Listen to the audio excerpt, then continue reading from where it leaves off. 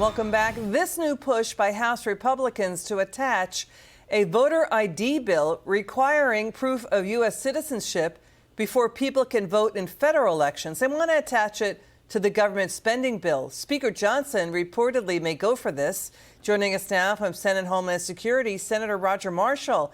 Great to have you back on, Senator. So what do you make of this? It would mean Democrats would have to say whether they would vote to protect elections from false votes, illegal alien votes, and they'd be responsible for a government shutdown. Do you support this?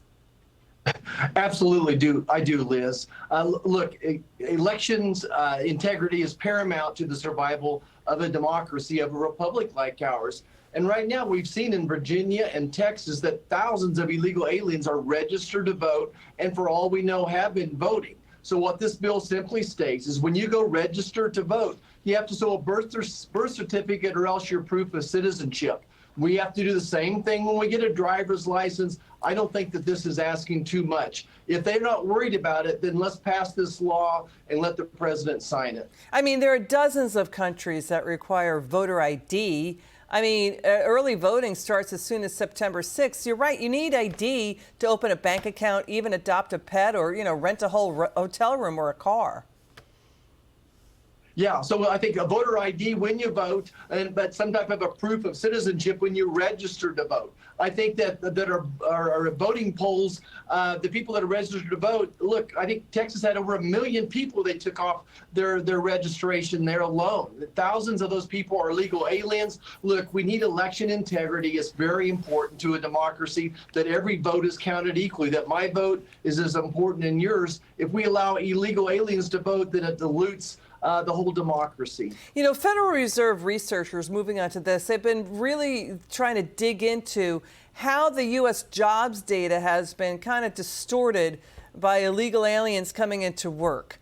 But you've also been leading the charge, demanding answers on why the government has been revising down out of 14 of the last 20 months the U.S. jobs numbers, that they've been inflated. They look better than they may be. What are you finding?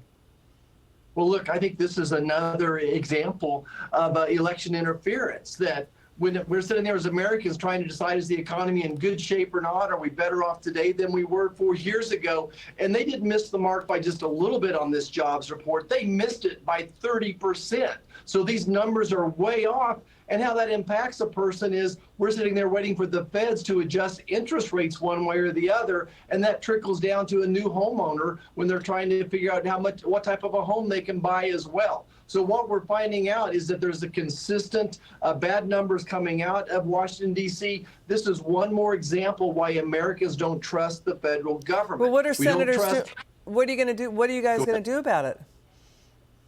Well, I think that number one is we need to get the Department of Labor in front of us and say, explain to us why these numbers are so far off. It's just almost statistically impossible to be off by 30%. This hasn't happened in decades. This close to the election, it seems like election interference. So let's get the people responsible in front of us and try to explain these numbers to it and make sure that America sees exactly where this fraud is happening. Senator Marshall, pleasure to see you.